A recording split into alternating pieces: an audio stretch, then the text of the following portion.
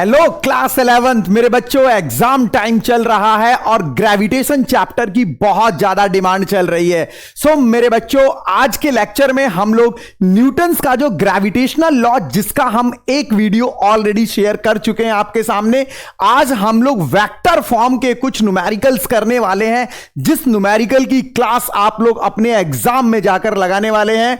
और हां, अगर आप लोगों ने अभी तक हमारा ये चैनल सब्सक्राइब नहीं किया है तो जल्दी से आप चैनल को सब्सक्राइब कीजिए, बिकॉज नंदू भैया कभी भी कोई चैप्टर वन शॉट में नहीं डाल रहे हैं। सभी चैप्टर के पार्ट बनाए गए हैं। और पार्ट क्यों बनाए गए हैं? क्योंकि सभी टॉपिक के बाद उसके जो पॉसिबल न्यूमेरिकल्स हैं वो सभी पॉसिबल न्यूमेरिकल साथ के साथ कराए गए हैं आपको। तो अगर आप लोगों ने हमारे ग्रेविटेशन के वीडियो के सभी पार्ट को दिल और दिमाग दोनों से देखा, नोट्स को कंप्लीट किया, तो आप पेपर का हवाई जहाज बनाने वाले हैं। जिस दिन आपका एग्जाम होगा वो दिन 100% आपका होगा। सो मेरे बच्चों, टाइम को वेस्ट किए बिना आओ जल्दी से स्टार्ट करते हैं Newton's law in vector form, या Newton's law of gravitation in vector form. तो मेरे बच्चों, हमने ग्रेविटेशनल लॉ के अकॉर्डिंग किसी भी दो ऑब्जेक्ट के बीच में लगने वाला जो ग्रेविटेशनल फोर्स होता है उसका मैग्नीट्यूड देख लिया और उसकी डायरेक्शन भी देख ली हमने। डायरेक्शन में मैंने क्या बताया भाई आपको? डायरेक्शन में मैंने ये बताया कि अगर आपके पास m1 मास है और दूसरा मास आपके पास m2 है, क्या बोला मैंने भाई? क्या बोला? आपके पास एक m1 मास है और दूसरा मास कितना है भाई? m2 मास है, और दोनों के बीच सेपरेशन r है। तो भाई कितना ग्रेविटेशनल फोर्स बताया मैंने? F equal to G m1 m2 upon r square. ये तो मैग्नीट्यूड बताया भाई मैंने। अब डायरेक्शन में मैंने क्या बताया भाई आपको कि अगर हम बात करते हैं F12 की, तो 1 जो है, 1 पर जब फोर्स लगेगा तो मेरे भाई किस तरफ जाएगा? ये 2 की तरफ अट्रैक्ट होगा। और अगर हम F21 की बात करें तो 2 पर जब फोर्स लगेगा तो ये 1 की तरफ अट्रैक्ट होगा।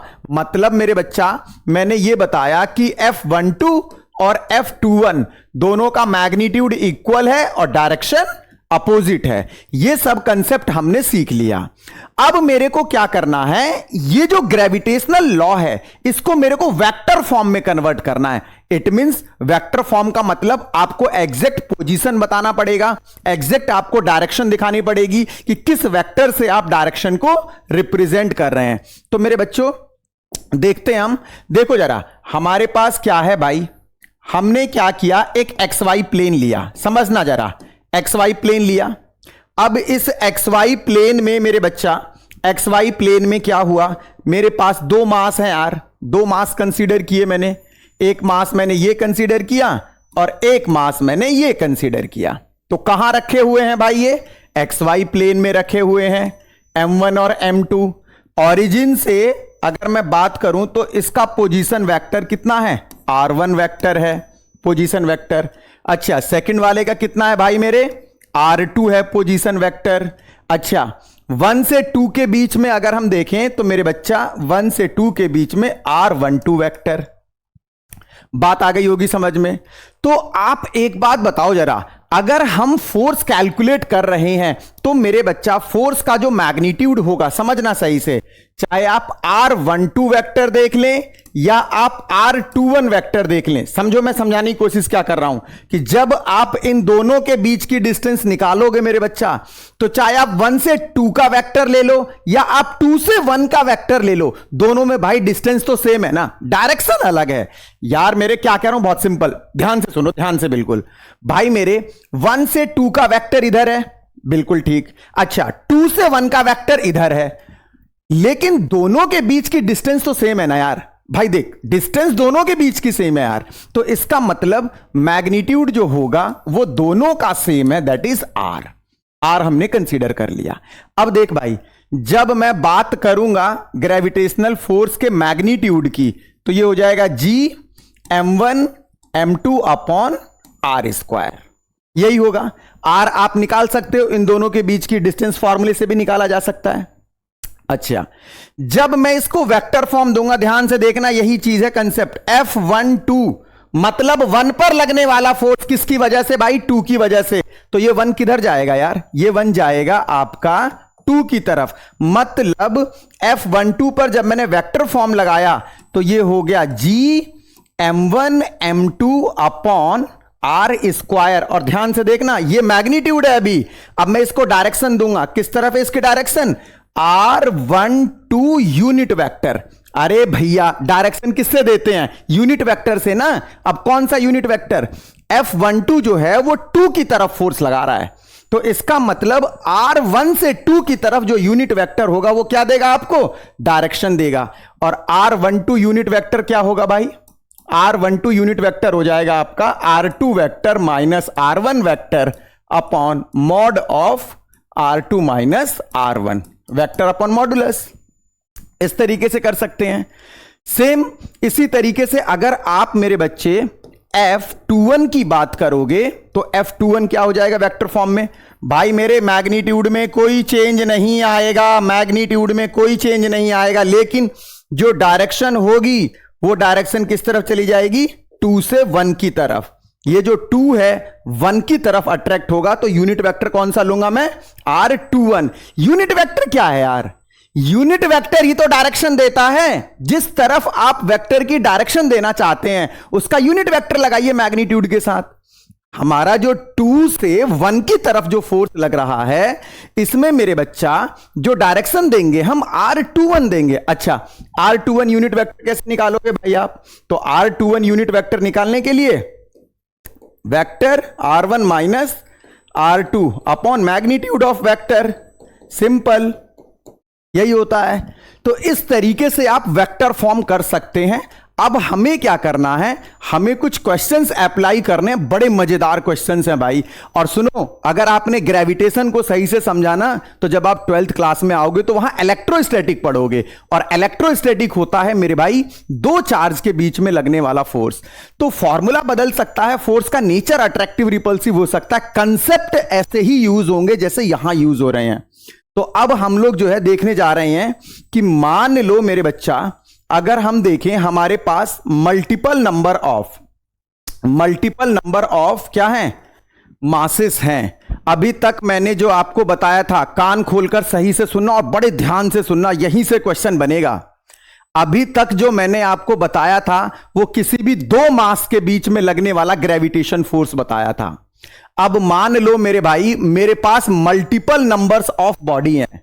भाई जैसे अगर मैं कहने की कोशिश करूं, मेरे पास मान लो भाई, मेरे पास ये M1 मास है, ये M2 मास है, ये M3 मास है, ये M4 मास है, और ये कोई फाइनली मास मेरा M है। तो यार ये तो सारे ही ग्रेविटेशनल फोर्स लगाएंगे भाई।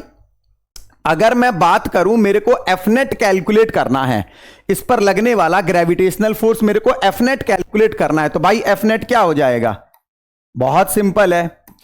चलो इसको मैंने बोल दिया M0 है, तो कितना हो जाएगा भैया, 0 पर फोर्स लगना किसकी वजह से, 1 की वजह से, प्लस 0 पर और कौन फोर्स लगाएगा, 2 भी लगाएगा, 0 पर और कौन फोर्स लगाएगा, 3 भी लगाएगा, 0 पर और कौन फोर्स लगाएगा, 4 भी लगाएगा, एंड सो ऑन। जितने भी मास रखे हैं, आपको क्या लगा कि मैंने ये सिंपल जोड़ दिया? सिंपल नहीं जोड़ा मेरे बच्चे, सिंपल नहीं जोड़ा है, ऊपर मैंने वेक्टर लगाया हुआ है।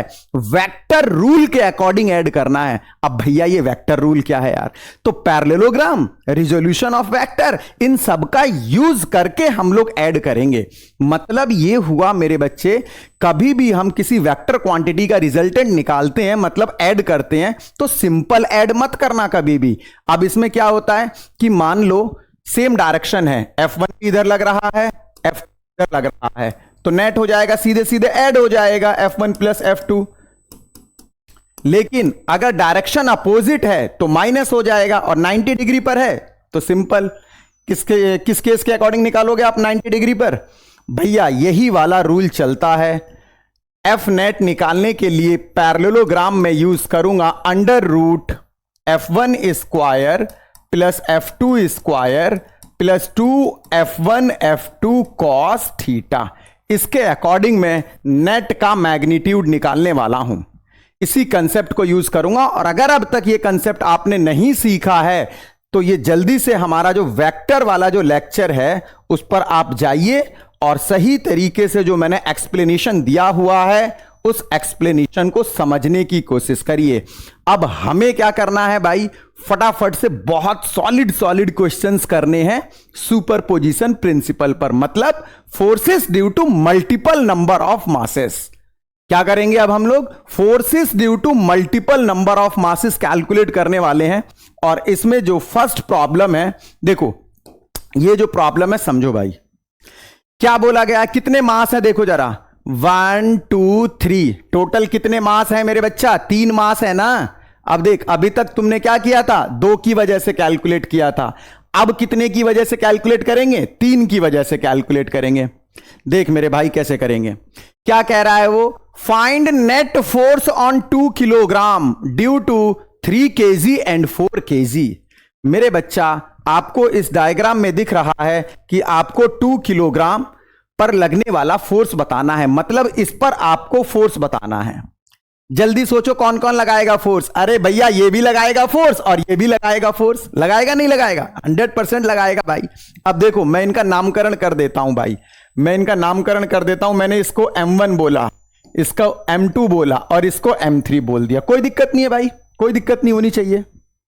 आओ, तो जो 2 पर जो फोर्स लगेगा इस पर भाई मेरा ये जो 1 वाला मास है ये भी लगाएगा और जो M3 है ये भी अप्लाई करेगा, और दोनों का जो नेट आएगा वो मैं वेक्टर रूल के अकॉर्डिंग सॉल्व कर दूंगा। मतलब मैंने ये बोला जो 2 पर फोर्स लगेगा किसकी वजह से, 1 की वजह से, तो भाई 2 1 की तरफ अट्रैक्ट होगा। इसी तरीके से मेरे बच्चा जो 2 पर फोर्स लगेगा 3 की वजह से, तो 2 3 की तरफ अट्रैक्ट होगा। अब इन दोनों का नेट निकाल लो, आंसर बड़ा सिंपल है, इस तरीके से हम लोग कर सकते हैं। आओ जरा मैं समझाता हूं आपको। देखो भाई, मान लो आपके पास क्या है, ये मासिस हैं, मैं आपको समझाने की कोशिश करता हूं। ये हमारे मासिस हैं जिसमें मैंने क्या किया मेरे बच्चा, ये मेरे पास एक मास और दूसरा मास, ये थोड़ा समझो जरा सिस्टमैटिक तरीके से, एक बार मैं आपको बताता हूं। और एक मास मेरे पास ये वाला है, एक मास मेरे पास ये वाला है, समझना जरा, समझने की कोशिश करना भाई, ठीक है। अब देखो भाई, मैंने आपसे ये बोला मेरे बच्चा कि ये वाला जो मास है ये मास 3 kg का है, ये वाला मास 2 kg का है, समझना जरा, और ये वाला मास आपका 4 kg का है। अब मैंने इनका नामकरण भी कर दिया है, इनका नामकरण भी कर दिया है, तो उसी के अकॉर्डिंग देख लेते हैं। इसको नाम दिया मैंने M1, इसको नाम दिया मैंने M2 और इसको नाम दिया मैंने M3। यहां तक तो मेरे हिसाब से कोई दिक्कत ही नहीं होनी चाहिए, अभी तो कुछ किया ही नहीं है। अब एक बात बताओ यार, मेरे को M2 पर फोर्स बताना है, तो भाई मेरे जो M2 पर फोर्स आएगा, देखो ये इसकी तरफ अट्रैक्ट होगा, F21, 2 पर फोर्स किसकी वजह से, 1 की वजह से। अरे जब इस पर फोर्स लगेगा तो ये इसकी तरफ अट्रैक्ट होगा ना मेरे भाई, अट्रैक्ट होगा इसकी तरफ। इसी तरीके से जब यहां पर देखेंगे, जब 2 पर फोर्स लगेगा तो ये 3 की तरफ अट्रैक्ट होगा, 3 की तरफ अट्रैक्ट होगा, तो इधर मेरे बच्चा ये हो जाएगा आपका F23। बात समझ में आ रही है, ये F23 हो जाएगा। अब देख भाई, नेट मेरे को कैलकुलेट करना है और हमें पता है कि ये जो डिस्टेंस है आपकी ये 3 मीटर है और ये जो डिस्टेंस है आपकी ये 2 मीटर है। यार एक बात बताओ, दोनों अपोजिट है या नहीं है, तो अपोजिट में क्या करते हैं, हायर वाले में से लोअर वाले को माइनस कर देते हैं। पहले तो मैं मैग्नीट्यूड लिखता हूं, देखो जरा, F21 2 पर लगने वाला फोर्स किसकी वजह से भाई, 1 की वजह से। कितना फोर्स लगेगा मेरे बच्चा, G इंटू कितना, 2 kg into 3 kg upon separation कितना है, 3 का स्क्वायर। मतलब ये हो जाएगा आपका, कितना आएगा भाई, G M1 M2 upon R square किया है मैंने, तो ये हो जाएगा मेरे बच्चा कितना, 2G अपॉन 3 हो जाएगा। G की वैल्यू हम लोग लास्ट में पुट कर लेंगे।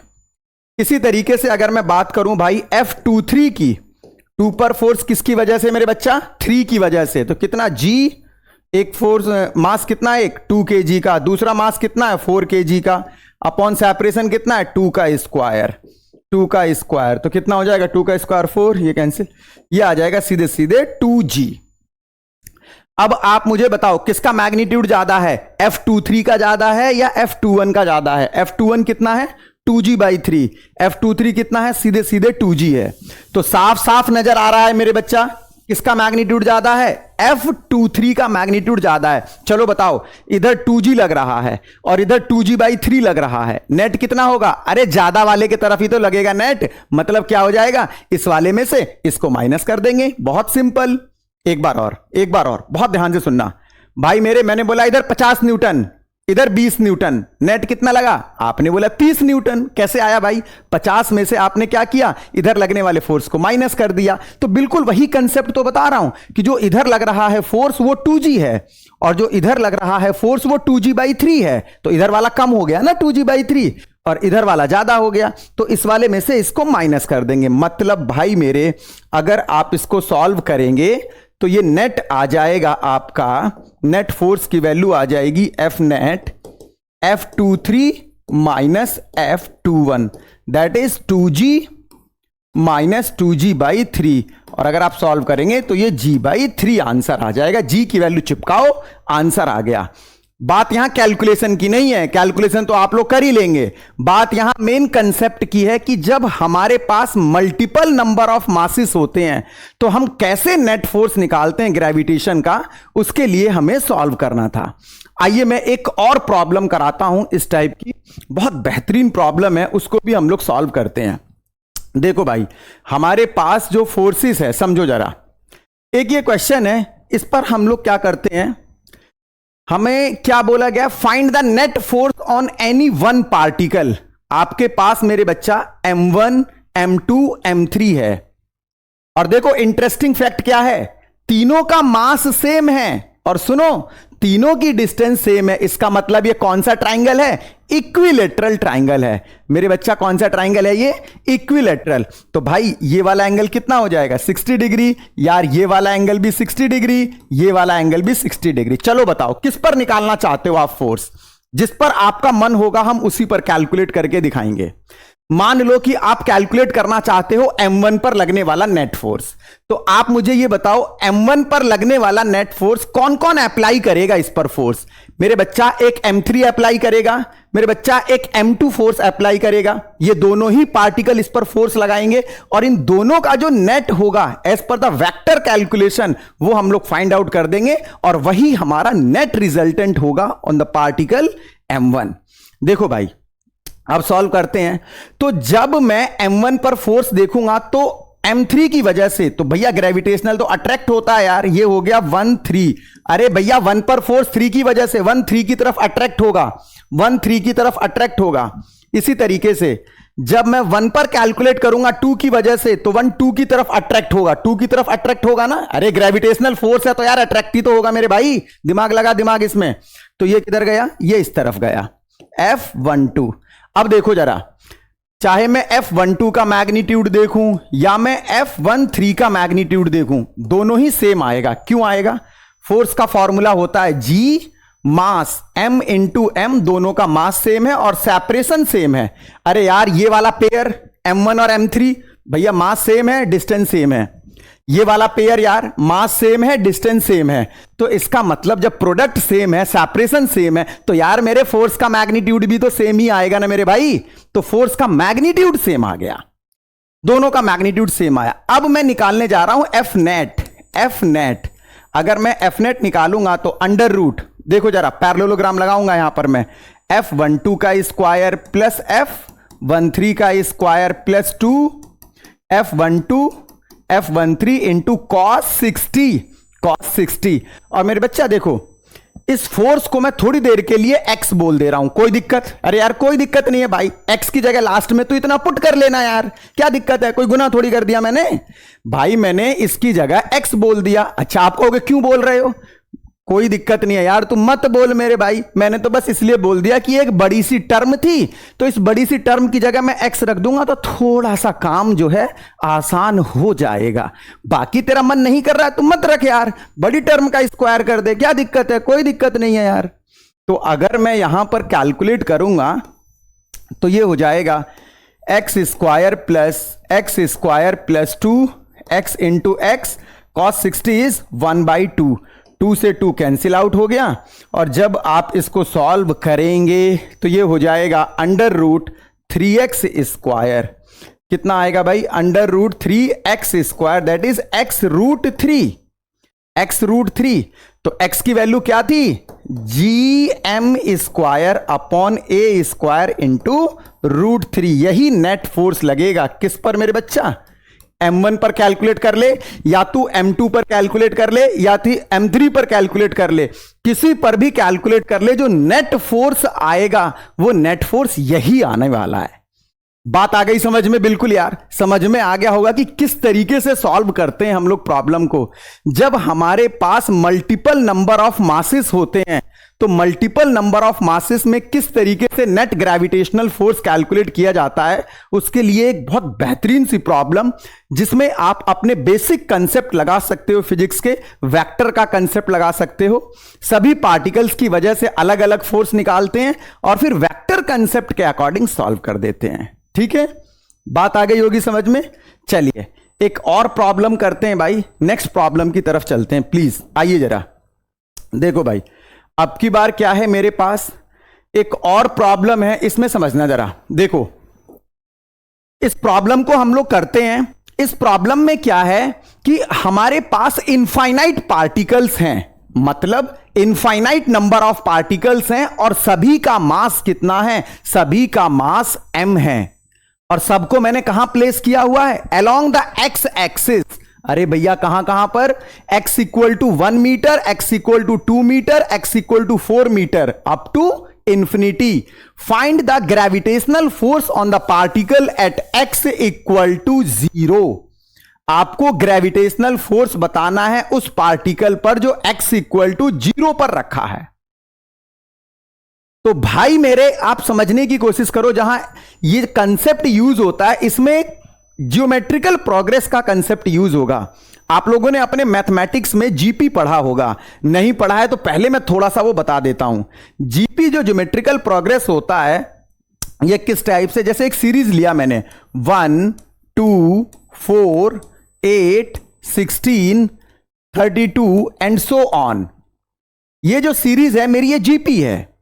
इसी तरीके से मैंने कोई और नंबर ले लिया 1 अपॉन 1, 1/3, 1/9, 1/27, 1/81 एंड सो ऑन। ये जो सभी सीरीज होती है मेरे बच्चा ये जीपी होती हैं। अब इनका सम कैसे निकाला जाता है वो मैं आपको बता रहा हूं। देखो हम जो सम देखेंगे वो इनफाइनाइट के लिए देखेंगे। किसके लिए देखेंगे? इनफाइनाइट के लिए। सबसे पहले तो जीपी की पहचान क्या है भाई? ये तो आपको पता ही है, ये सीरीज का फर्स्ट टर्म है। क्या है ये? फर्स्ट टर्म है। जीपी में क्या होता है, किसी भी दो टर्म के बीच का रेशियो कॉमन होता है। किसी भी दो टर्म के बीच का जो कंज्यूगेटिव दो टर्म है हमारी, जैसे कहने का मतलब 1 के बाद नेक्स्ट टर्म ये है, 2 के बाद नेक्स्ट टर्म ये है, 4 के बाद नेक्स्ट टर्म ये है, 8 के बाद नेक्स्ट टर्म ये। तो जो दो कंज्यूगेटिव टर्म हैं इनके बीच का जो रेशियो होगा वो कॉमन होगा। अब जैसे कैसे निकालते हैं, किसी भी सेकंड टर्म में इसकी प्रीवियस से डिवाइड कर दो। जैसे 2 है, 2 में कितने से डिवाइड करोगे? 2 में आप मेरे बच्चा 1 से डिवाइड करो, 2 में 1 से डिवाइड करेंगे। 4 में इसका प्रीवियस कितना है? 2। 8 में इसका प्रीवियस कितना है? 4। 16 में इसका प्रीवियस कितना है? 8 एंड सो ऑन।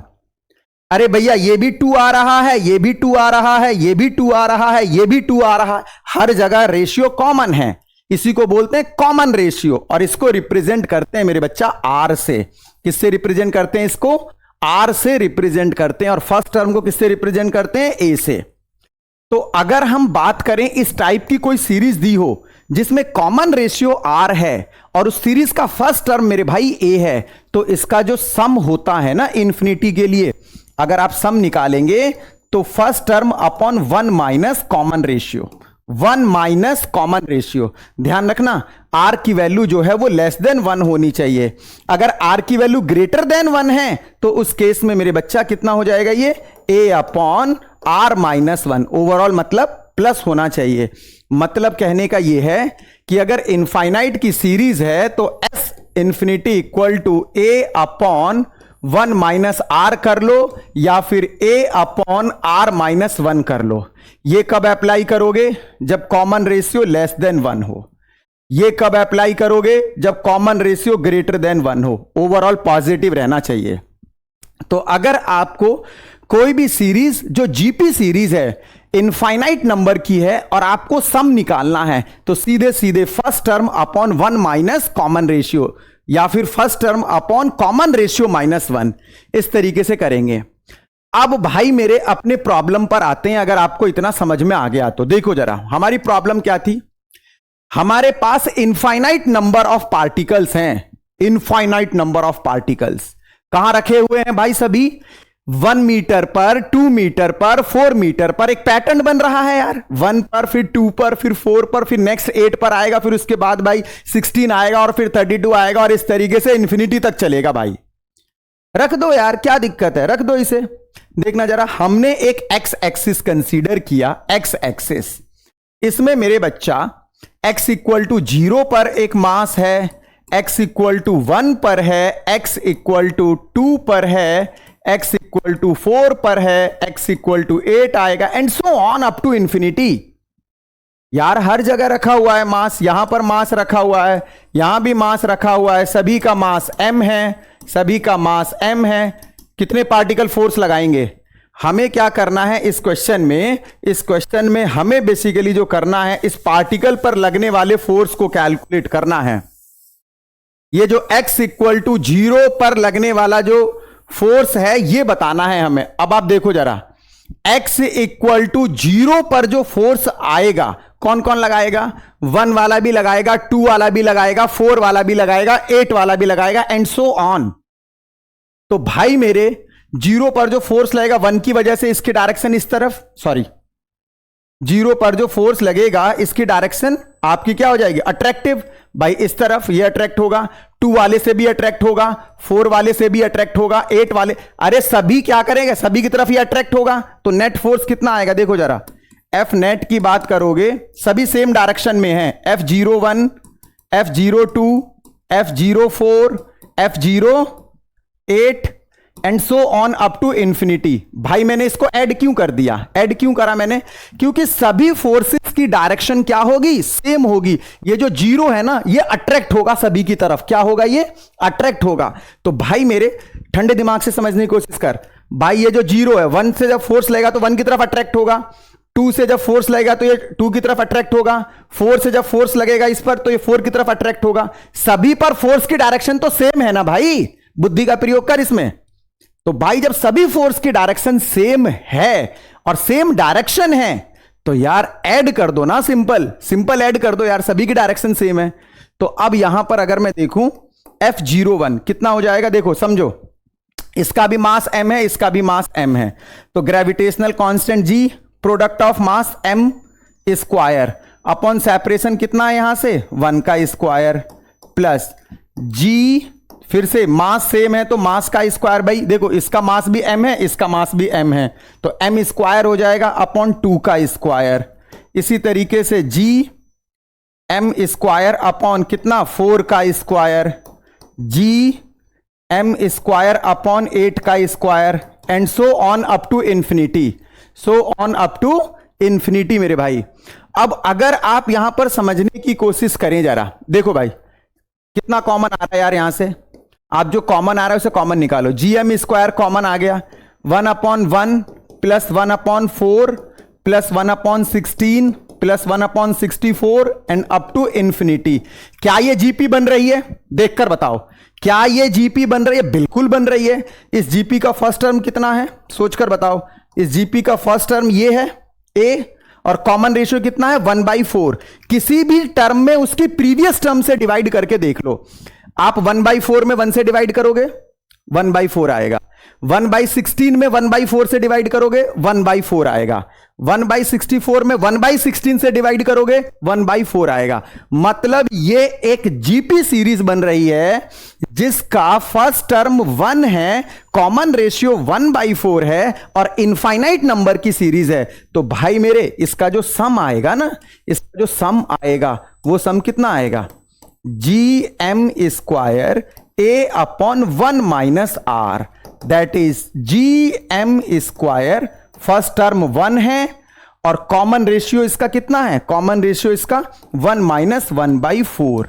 अगर आप सॉल्व करते हैं ये आ जाएगा 4GM स्क्वायर अपॉन 3। इतना नेट फोर्स लगेगा। क्वेश्चन में कुछ नहीं था, कंसेप्ट बस इसमें जीपी का समझ में आना चाहिए था कि एग्जैक्ट जीपी क्या कहती है, किस तरीके से इन्फिनिटी का हम लोग क्वेश्चन करते हैं, ये आपको समझ में आना चाहिए। उम्मीद करता हूं कि मेरे भाई समझ में आया होगा। बहुत ही बेहतरीन प्रॉब्लम कर रहे हैं हम लोग ग्रेविटेशनल फोर्स फाइंड आउट कर रहे हैं due to multiple number of masses. तो मल्टीपल नंबर ऑफ मासेस की वजह से कैसे हम लोग ग्रेविटेशनल फोर्स निकालते हैं, वही मैं आपको समझाने की कोशिश कर रहा हूं। चलिए एक दो प्रॉब्लम और करते हैं भाई, एक दो प्रॉब्लम हम लोग और करते हैं। आओ जरा देखो, एक प्रॉब्लम, ये बहुत बेहतरीन सी प्रॉब्लम है, ये इसको ट्राई करते हैं। आइए देखो भाई, इसमें क्या है कि आपके पास 3 मास है, each of capital M are placed at the vertices of an equilateral triangle. आपके पास एक इक्विलेटरल ट्राइंगल है भाई, इक्विलेटरल ट्राइंगल के वर्टिसेस पर, जैसे A पर, और इसी तरीके से ये A हो गया, ये B हो गया, ये C हो गया। वर्टिसेस पर कितना मास रखा हुआ है? M रखा हुआ है। अब वो ये कह रहा है कि इसकी जो साइड है वो L है, और इस ट्राइंगल के सेंट्रॉइड पर, ध्यान से कान खोलकर, ट्राइंगल के सेंट्रॉइड पर 2 किलोग्राम का मास रखा है। कहां रखा हुआ है 2 किलोग्राम का मास? इसके सेंट्रॉइड पर रखा हुआ है भाई। तो आपको इस मास पर लगने वाला नेट फोर्स बताना है। क्या बताना है? Net force. पहले तो आप एक कंसेप्ट को समझिए जरा। आपको इस इक्विलेटरल ट्राइंगल का सेंट्रॉइड पता होना चाहिए कि सेंट्रॉइड होता कहां है। तो देखो मेरे बच्चों, अगर आप सेंट्रॉइड की बात करेंगे ना, तो ये तो आप लोगों ने भाई 9th क्लास और 10th क्लास में भी पढ़ा होगा कि सेंट्रॉइड कहां होता है। देखो, ट्राइंगल की अगर लेंथ L है और आपने क्या किया, ट्राइंगल की हाइट कैलकुलेट कर लिया, तो अगर किसी इक्विलेटरल ट्राइंगल की हाइट h है, हाइट अगर h है, ये हाइट आपकी h है, तो इसका जो सेंट्रॉइड ब्रेक होता है वो 1:2 में, 1:2 में ब्रेक होता है। मतलब ये है कहने का कि बेस से अगर आप देखेंगे, बेस से, जैसे ये A है और ये आपका D है, और ये बोला मैंने सेंट्रॉइड O है, तो अगर मैं AO की बात करूंगा तो ये आएगा 2h/3, और अगर मैं यहां से DO की बात करूंगा तो ये h/3। ये साइड इंफॉर्मेशन जो आपको पता होनी चाहिए थी, ठीक है। चलो कोई बात नहीं। इक्विलेटरल ट्राइंगल की हाइट कितनी आएगी भाई? तो अगर आप हाइट निकालेंगे इक्विलेटरल ट्राइंगल की, तो ये एंगल 60 डिग्री, ये साइड L, तो यहां से अगर आप देखोगे तो sin 60 equal to perpendicular h upon hypotenuse, so h equal to L√3/2। अब मेरे बच्चा, अगर कॉर्नर से सेंट्रॉइड की डिस्टेंस देखोगे, चाहे AO देख लो या BO देख लो या CO देख लो, कितना आएगा भाई? ये कितना आएगा? 2h/3, मतलब 2/3, और h की वैल्यू कितनी है? h की वैल्यू कितनी है भाई? L√3/2। तो 2 से 2 कैंसिल आउट हुआ, L/√3। आगे से आप हमेशा याद रखेंगे कि किसी भी इक्विलेटरल ट्राइंगल का जो सेंट्रॉइड होता है वो कॉर्नर से L/√3 पर होता है। कहां से? कॉर्नर से L/√3 पर होता है। मतलब अगर ये इंफॉर्मेशन आपको पहले से पता थी तो आप इस क्वेश्चन को सीधे सॉल्व करते, अदरवाइज आप पहले इसको फाइंड आउट करते। तो ये तो साइड इंफॉर्मेशन बताया मैंने। अब यहां से आगे क्वेश्चन स्टार्ट होगा कि किस हिसाब से ये क्वेश्चन बोल रहा है। तो मेरे हिसाब से सेंट्रॉइड किस तरीके से निकालते हैं कॉर्नर से, ये आपको समझ में आ गया होगा। अब हम लोग जो है सॉल्व करते हैं इस क्वेश्चन को कंप्लीटली। आप मुझे ये बताइए भाई, कॉर्नर पर मास कितना रखा हुआ है? M मास रखा हुआ है। तो जब कॉर्नर पर M मास रखा हुआ है तो ये सारे के सारे मास फोर्स लगाएंगे किस पर? इस 2 kg पर। आप एक बात बताइए, 2 kg पर जो फोर्स लगेगा इसकी डायरेक्शन इस तरफ जाएगी भाई, अट्रैक्ट करेगा। ये इधर अगर देखेंगे तो ये इधर अट्रैक्ट करेगा, इधर देखेंगे तो ये इधर अट्रैक्ट करेगा। बात समझ में आ रही है? O पर जो फोर्स लग रहा है किसकी वजह से? A की वजह से, इसकी direction toward the A। O पर जो फोर्स लग रहा है B की वजह से, इसकी direction toward the B। O पर जो फोर्स लग रहा है C की वजह से, इसकी डायरेक्शन टूवर्ड द C। बात समझ में आ रही होगी। चलो पहले तो मैं सभी फोर्स का मैग्नीट्यूड लिखकर दिखाता हूं आपको। सभी फोर्स का मैग्नीट्यूड जो आएगा मेरे बच्चे, चाहे FOA देख लो या FOB देख लो या FOC देख लो, सभी का मैग्नीट्यूड कितना आएगा? G इंटू एक मास M है, एक मास 2 है, अपॉन सभी की जो डिस्टेंस है वो L/√3। अभी बताया था मैंने, L/√3। चाहे आप AO देखो या BO देखो या CO देखो, ये L/√3 आया था। ठीक है, तो ये हो गया सॉल्व करने पर कितना भाई, 3 into G into M into 2 upon L square, that is 6gm upon L square. सभी इक्वल फोर्स लगा रहे हैं सभी, तो इसका फोर्स भी इतना आ रहा है, इसका फोर्स भी इतना आ रहा है, इसका फोर्स भी, सभी की वजह से इक्वल फोर्स लग रहा है। अब यार मेरे को नेट कैलकुलेट करना है, नेट तो यार वेक्टर रूल के अकॉर्डिंग होगा। अब आप एक बात बताओ यार, आपके पास टोटल कितने फोर्स हैं? आपके पास टोटल 3 फोर्स है ना, तो 3 का रिजल्ट कैसे निकालेंगे समझो। जैसे मानो आपको मैंने बोला एक नंबर दिया 5 + 4 + 8, इसको ऐड करके बताओ, तो आप कैसे करोगे? पहले 5 और 4 को ऐड करा आपने, 9 + 8 17, ऐसे बताया। मतलब पहले आपने 2 का रिजल्ट निकाला और जो 2 का रिजल्ट आया उसको आपने किसके साथ सॉल्व कर दिया? तीसरे के साथ। आप एक बात बताओ, कुछ ऐसा ही यहां पर भी हो रहा है मेरे भाई, कुछ ऐसा ही। ये वाला जो एंगल है ना, ये वाला एंगल, ये 120 बैठेगा, इक्विलेटरल ट्राइंगल है भाई। कैसे? ये 60 है तो ये वाला 30, ये वाला 30 भाई, 30 30 60, तो ये वाला 120 बैठेगा, 180 में से माइनस करोगे तो। अब इन दोनों के बीच का एंगल 120 है, मैं इन दोनों का रिजल्ट निकाल सकता हूं, किसका? FOB का और FOC का। जो इन दोनों का रिजल्ट आएगा उसको किसके साथ सॉल्व कर दूंगा मैं? FOA के साथ। आओ जरा देखो, देखो भाई, इन सभी की वैल्यू सेम है, तो मैं इस सभी को क्या बोल दे रहा हूं? x मैंने बोल दिया, इसलिए बोल दिया क्योंकि सभी का मैग्नीट्यूड सेम है। अब मैं निकाल रहा हूं रिजल्ट। देखो, अब मैं यहां से रिजल्ट निकालूंगा और ये जो रिजल्ट होगा, if f is resultant of FOB and FOC, FOB और FOC का रिजल्टेंट कितना है? F है। तो ये वैल्यू कितनी आएगी? F इक्वल टू √ FOB का स्क्वायर प्लस FOC का square plus 2FOB FOC cos 120, cos 120 हो जाएगा भाई ये। अब अगर मैं इसको सॉल्व करूं तो cos 120 आ रहा है। अब देखो जरा, यहां से अगर आप समझने की कोशिश करो तो ये x square plus x square plus 2x into x into minus का 1/2, cos 120 माइनस 1/2 होता है, 2 से 2 कैंसिल आउट हो गया। फाइनली जब आप सॉल्व करोगे तो √x², दैट इज x। मतलब इन दोनों का जो रिजल्टेंट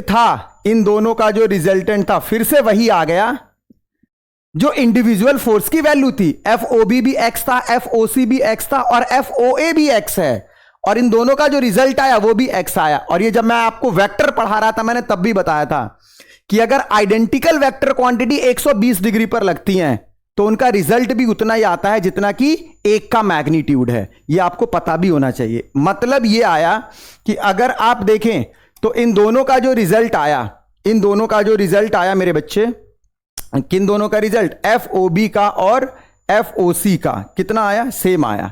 अब देखो पैरेललोग्राम कंप्लीट करो। अगर आप यहां से देखेंगे, ये पैरेललोग्राम कंप्लीट हो रहा है, तो ये रिजल्ट ऐसे आएगा अपोजिट। ये आ गया F क्या है? इन दोनों का रिजल्टेंट। और ये किसके अपोजिट आ रहा है? इसके अपोजिट आ रहा है। और मैग्नीट्यूड दोनों का, इसका भी x है और इसका भी x है, तो ये दोनों क्या हो जाएंगे? कैंसिल हो जाएंगे। और नेट फोर्स कितना हो जाएगा? 0। मतलब ये हुआ कि जब आपने FOB निकाला और FOC निकाला तो इन दोनों का जो भी रिजल्ट आया उसको आप FOA के साथ सॉल्व करते ना? करते नहीं करते? बताओ जल्दी से। 100% करते भाई। तो यही चीज मैं आपको यहां पर समझा रहा हूं कि जैसे मानो कि आपके पास ये एक इक्विलेटरल ट्राइंगल था, तो इक्विलेटरल ट्राइंगल में मेरे बच्चे आपने क्या किया समझो जरा। यहां पर आपने, जैसे ये सेंट्रॉइड था, तो ये A, ये B, ये C, ये फोर्स जो जा रहा था ये ऊपर की तरफ जा रहा है FOA, ये फोर्स इधर आ रहा है FOB।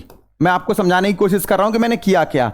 ये FOC, ठीक है, ये भी x है, ये भी x है और ये भी x है। और x की वैल्यू क्या है? 6gm अपॉन कितना? 6gm upon L square. अब भाई मेरे ये एंगल 120 है, तो जब मैंने इन दोनों का रिजल्ट निकाला तो वो डायगोनल से रिप्रेजेंट किया और ये कितना आया? ये F आया और ये भी X है, ये भी X आया निकलकर, अभी सॉल्व किया हमने, X आया। अब ये वाला F इस FOA के साथ सॉल्व किया जाएगा, तो भाई इसकी डायरेक्शन नीचे, इसकी डायरेक्शन ऊपर, दोनों का मैग्नीट्यूड X, दोनों क्या हो जाएंगे, कैंसिल, आंसर 0। आंसर क्या आ गया, 0 आ गया भाई।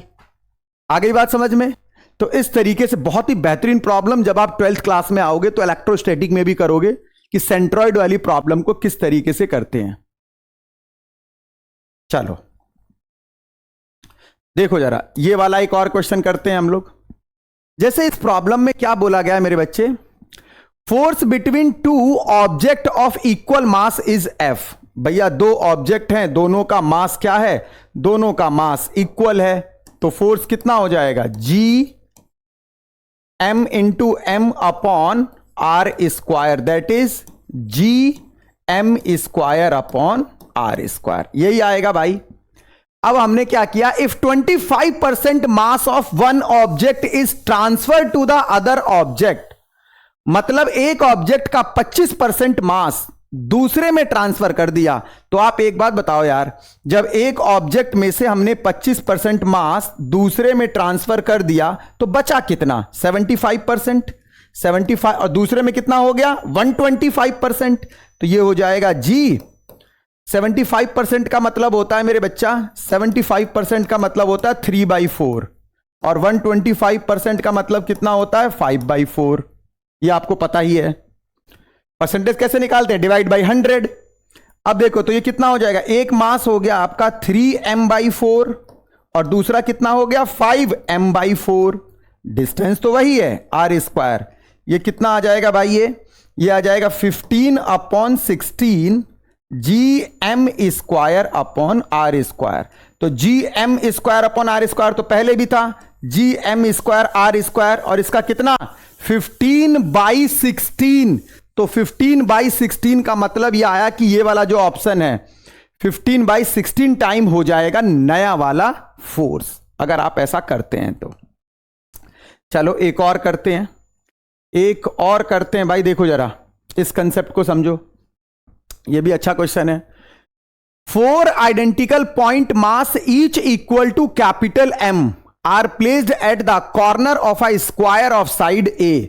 आपके पास मेरे बच्चे एक स्क्वायर है और इस स्क्वायर के कॉर्नर पर हमने क्या किया, 4 मास रखे हैं। इस स्क्वायर के कॉर्नर पर हमने कितने मास रख दिए, कितने मास रख दिए हमने इस स्क्वायर के कॉर्नर पर, 4, और चारों के केस में क्या है मेरे बच्चा, सभी मास इक्वल है। जैसे हमने क्या किया, यहां पर एक मास रख दिया m का, यहां पर एक मास रख दिया m का, यहां पर एक मास रख दिया m का, और यहां पर एक मास रख दिया m का। अब इसके बाद मेरे बच्चा जो सेंट्रॉइड है, सेंट्रॉइड मतलब सेंटर, सेंटर पर कितना मास रखा है, एक और मास रख दिया m। यार ये भी m है, ये भी m है, ये भी m है और ये भी m है। अब इसका जो सेंटर आएगा ना, इसका जो सेंटर आएगा, स्क्वायर का कॉर्नर से सेंटर की डिस्टेंस क्या होती है, डायगोनल का हाफ, और डायगोनल का हाफ कितना होगा, ये पॉइंट A है, ये B है, ये C है, ये D है। डायगोनल का हाफ कितना होगा भाई, देखो इधर इसका डायगोनल क्या होगा, अगर आप AC देखें या फिर BD देखें तो L√2 होगा, यही होता है स्क्वायर का डायगोनल। और ये जो डिस्टेंस है, चाहे आप AO देख लीजिए या BO या CO या DO, ये डायगोनल का हाफ दैट इज L/√2, अगर 2 से डिवाइड कर देंगे वहां पर तो। अब आप एक बात बताइए यार, इस पर सभी फोर्स लगाएंगे, इस पर तो सभी फोर्स लगाएंगे ना।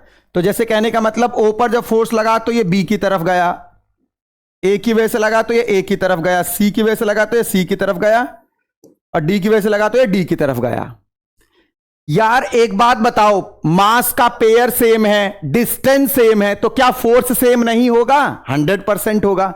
यार जितना ये FOA होगा, जितना FOA होगा उतना ही FOB होगा, उतना ही FOC होगा, और उतना ही FOD होगा। ये सारे फोर्सेस सेम होंगे, क्यों, क्योंकि प्रोडक्ट सेम है और सेपरेशन सेम है। सेपरेशन कितना, L/√2। तो यार ये जो FOB है ये FOD से कैंसिल आउट हो जाएगा, FOA FOC से कैंसिल आउट हो जाएगा, और नेट फोर्स 0। नेट फोर्स कितना आ जाएगा इसमें, 0 आ जाएगा। तो जो नेट फोर्स की वैल्यू होगी वो फिर से 0 आ गई। इस तरीके से आपको क्वेश्चंस करने हैं। तो मैंने आपको जो फोर्स पर प्रॉब्लम बताई भाई, आप इस प्रॉब्लम को सॉल्व करिए। अब हम जब नेक्स्ट वीडियो में मिलेंगे तो उसमें एक्सेलरेशन ड्यू टू ग्रेविटी करेंगे, और बहुत इंपॉर्टेंट टॉपिक है एक्सेलरेशन ड्यू टू ग्रेविटी। वहां से क्वेश्चन आपके एग्जाम में आएगा ही आएगा। तो मेरे बच्चे मिलते हैं नेक्स्ट वीडियो में, तब तक के लिए बाय बाय।